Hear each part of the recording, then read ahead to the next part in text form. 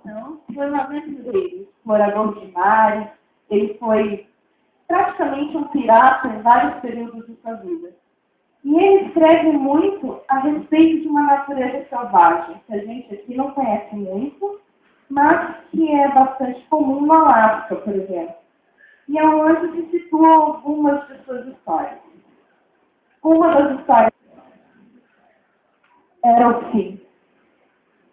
Subienko já tinha andado tudo o que podia ao longo daqueles últimos anos, na tentativa de voltar às capitais da Europa.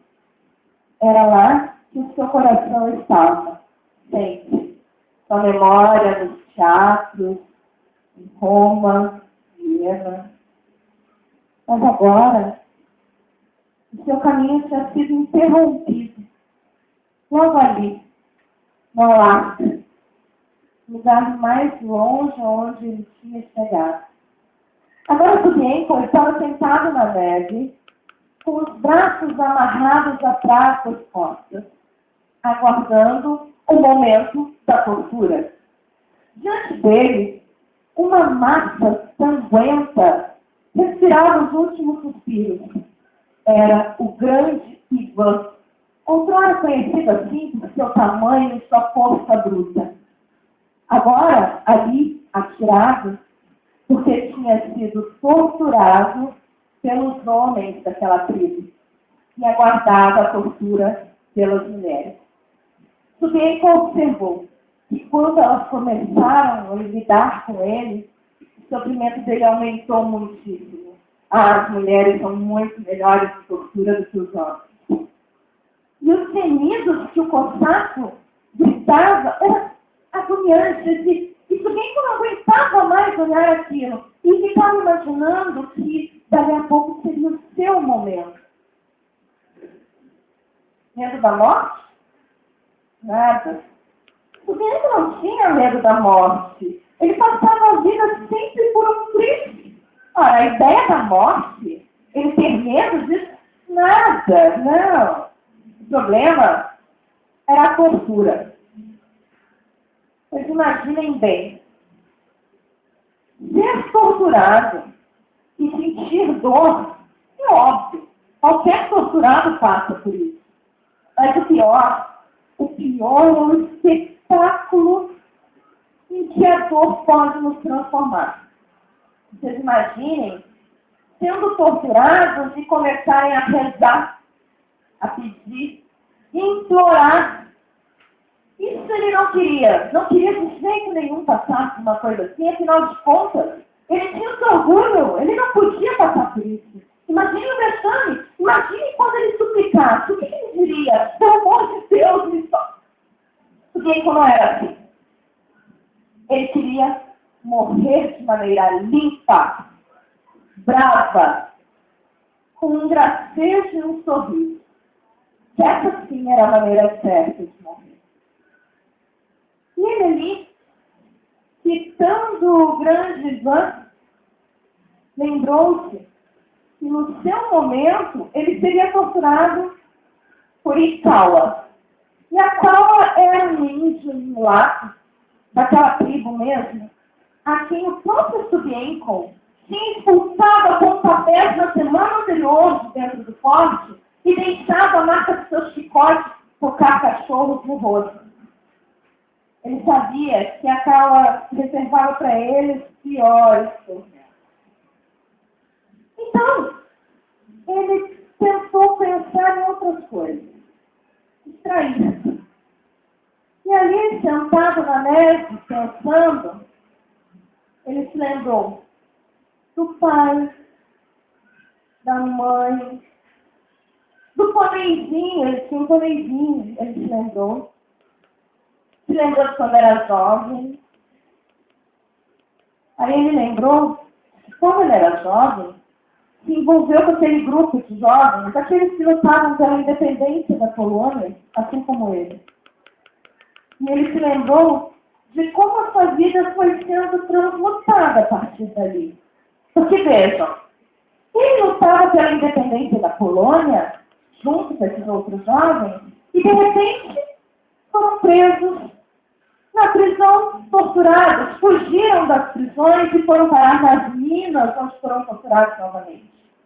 E ele começou a perceber, ali sentado na neve, olhando o cosaco gemendo à sua frente, olhando o índio e tal ao seu lado, ele começou a se dar conta de que a vida o tinha levado até aquele ponto ali. Como a vida e o destino brincavam com ele.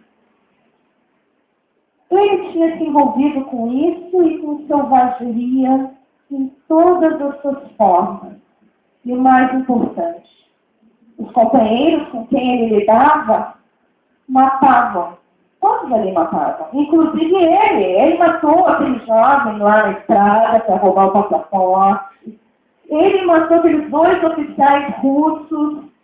Tudo no mesmo dia. Matou no mesmo dia. E estavam lá, tentando se lembrar da sua trajetória de vida, tentando achar algum pequeno momento em que ele não tivesse sido conduzido até ali, à espera da tortura. Aquilo só dava nos nervos do Subienko e olhar aquele cosaco, olhar o índio no lado, ele só conseguia rememorar as coisas. Então, se lembrou daquela época em que se envolveu com um grupo de homens tão brutos e selvagens que abriam caminho pelas terras, dizimando aldeias inteiras. Ele, inclusive. E ele se lembrou também de quando se tornou lugar-tenente numa excursão que pretendia subir o curso do rio. Mas o inverno chegou. Com a chegada do inverno, eles não poderiam continuar. Então trataram de construir ali um forte, as terras de Nulato. Na construção do forte, trabalho forçado. Os índios mulatos foram convocados abaixo de pancadas e chicotadas da construção daquele forte. E as madeiras iam se sobrepondo e subindo acima das lamúrias dos índios, que passavam apanhando com aqueles chicotes de tocar cachorros. Alguns eram mutilados, outros morriam. Não, precisavam construir o forte. Aí, quando eles fugiam e eram capturados, eles eram então colocados deitados na neve, com os braços cruzados diante do forte, como mostra do que aconteceria caso continuassem fugindo. Então, os índios não fugiram mais. Aí veio o inverno. Chegou definitivamente, começaram as neves. Ótimo! A época das peles de raposa, peles de foca. Eles precisavam de peles, porque esses homens brancos viviam disso. E como é que conseguiam as peles? Cobrando tributos dos índios. Então, os índios estão ali, então vamos cobrar deles. Para que eles paguem, nós os batemos, espancamos e pegamos as mulheres e crianças como reféns. E essas mulheres e crianças são tratadas barbaramente, como só os ladrões de pele sabem fazer. Isso tudo foi uma espécie de semeadura de sangue. E aquela planta cresceu. Chegou a hora da colheita. Já que semearam sangue, os índios fizeram a colheita. E puseram fogo no forte. No meio do incêndio, metade daqueles ladrões de pele morreu. A outra metade, capturada, foi torturada. E agora, só restavam ali o Subienko e o cosaco, o grande Ivan. Como é que a gente pode chamar isso de um homem, afinal de contas? Não tem orelha mais, o nariz sangra, já não se pode encontrar nem os olhos dele. E ele chega. Mas o Subienko olhava a Kawa e pensava, tudo o que eu quero é não ser torturado por esse índio. Teve uma ideia óbvia. Chamar o chefe, Nakamute, e implorar, chefe, por favor, veja o Kawa, ele vai me torturar. Não aconteceria. O chefe, óbvio, não daria ouvidos ao Subienko depois de tudo que tinha acontecido. Então ele teve outra ideia genial. Olha, soltar-se de suas amarras e lutar. Fazia força. Ele não suportava mais. Estava cansado. Exausto mesmo. Então, de repente, ele se lembrou. E pediu para que o intérprete chamasse o chefe. E ao chefe ele disse: "Ó, Macamuque, não importa morrer. Vocês perdem muita coisa com a minha morte. Porque veja, sou um homem inteligente, forte, e além de tudo tem um segredo." Macamuque, através do intérprete, manifestou sua curiosidade, afinal, que segredo era esse? Subienco continuou: "Eu tenho um remédio que... não sei. Será que... O que eu ganho se eu revelar o meu segredo?" Macamuque logo lhe disse: "Você ganha sua vida. E vai ser escravo na minha casa até morrer." Macamuque, que bobagem. Eu quero minha liberdade. Aliás, você não tem esse direito. Me solte e conversaremos. Macamuque ordenou que ele fosse solto. Então acendeu um cigarro tranquilamente e começou a negociar. "Olha aqui, Macamuque. Para eu contar o meu segredo, eu preciso, além da minha liberdade, de um trenó." Certo? Será um trenó. O que é esse segredo? Macamuque, um remédio. Um remédio. Só eu conheço a receita, só eu. É um remédio que quando você passa na pele, ela fica dura como pedra. Na verdade, enrijece como ferro. Aquelas espadas de osso, as faquinhas, são como barro, cortam nada. E, aliás, uma lâmina bem afiada se quebra ao contato da pele tratada com esse remédio. Macamuque não acreditou imediatamente. Afinal de contas, parecia meio estranho. Bom, mas os brancos, eles tinham tantas coisas estranhas mesmo, vai que fosse verdade. Certo, me conta o seu segredo. Macamuque, você é engraçado, que eu vou contar o meu segredo em troca de um trenó. Claro que não. Diga o que você quer. Eu quero 2 trenós. É isso. Macamuque desconfiou. Macamuque, você demora a responder. Não quero mais 2 trenós. Quero um trenó cheio de pele de castor. E um trenó para eu descer o rio. Certo, você terá. Não, Macamuque, pensei, não é só isso que eu quero. Eu quero também 6 caçadores. Eles vão descer o rio comigo. Certo, você terá. Não, pensando bem, eu quero mais coisas, olha só. Sabe aquele trenó? Ele vai ter pele de castor, vai ter peixe, e a minha carabina, que vocês vão me devolver, e eu vou descer no outro. Aquela índia no lápis, verde. Não lá, toda magrinha, praticamente. Sua filha, desculpe, Macamuque. Ela mesmo. Quero aquela índia, vou descer com ela.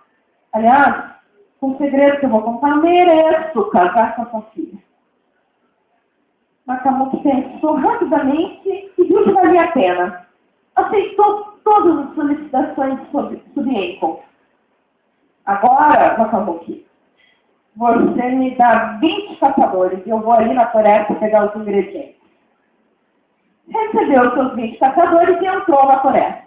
Confesso-lhes que o Subienco não perdeu nenhum momento para pegar aqueles ingredientes. Ele pegou bagas, ele pegou espinhos, ele pegou um pedaço de casca e ele pegou umas raízes. E voltou para preparar o tal do remédio. Macamuque lhe perguntou: um pouquinho aí. Como é que eu vou saber que isso funciona? Não, porque Não acredito em você, não. Não acredito. Eu sempre duvido. Não tem como saber. Oh, Macamuque. Óbvio. Eu vou passar o remédio no meu pescoço e você vai dar 3 golpes com a machadinha. 3. Claro, entre um e outro eu vou pedir para você. Será que eu vou passar um pouco mais de remédio? Mas são 3 golpes. Você mesmo, com a sua machadinha. Macamuque ficou satisfeito. Não tinha como dar errado. Ele mesmo brandiria a machadinha. Então, Subienko colocou os ingredientes. Era muito importante colocar as bagas primeiro. E ele colocou e lembrou. Ai, a Paula, que bom você está aí. Falta um dedo na minha receita. E me dá um dedo seu aí, por favor. Não, um dedinho só, você tem tanto, me dá um dedo. E a Paula resolveu então tirar o dedo do Cossaco, que ainda respirava, e jogou para o Subienko, que colocou o dedo dentro da receita e continuou. Agora, a parte era solene. Ele tinha de cantar uma canção francesa de amor para que a receita funcionasse. E ele cantarolou aquelas palavras mágicas. Macamuque logo percebeu. Você tinha que me dizer que palavras são essas? São palavras mágicas, ó, Macamuque. Depois eu me ensino. Separou tudo. E ainda cantarolando, pegou aquele remédio, passou no pescoço. Ajeitou ali um tronco, deitou na neve e colocou o pescoço sobre aquele tronco. Avisou Macamuque.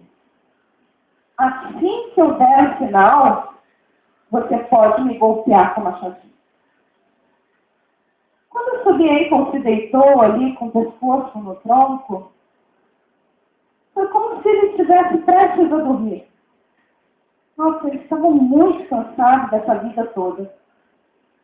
As coisas tinham que mudar. E eu acho que só o remédio mais forte do mundo poderia fazer um homem ter essa coragem de Macamuque. Ele estava corajoso de testar e acreditar em Subienko, porque ele tinha que ter consigo a certeza de que há um remédio mais forte que os outros. Então não aceitou a barganha. Estava ansioso, na verdade, enquanto Subienko descansava o pescoço no tronco. Macamuque percebeu então que Subienko levantou a mão. Era o momento. Ele pegou a machadinha e a machadinha tinha aquele relâmpago avermelhado, daquelas forças que os índios lhe imprimem. Aquela machadinha, ela tinha sido usada em várias batalhas. Aquela machadinha foi levada acima da cabeça de Macamuque. Parou um instantinho. Então Macamuque golpeou. E quando ele golpeou, os índios ficaram estáticos e perplexos. Não podiam acreditar no que viam. A cabeça de Subienko rolou 2 metros. E do corpo do pescoço esguichava o sangue.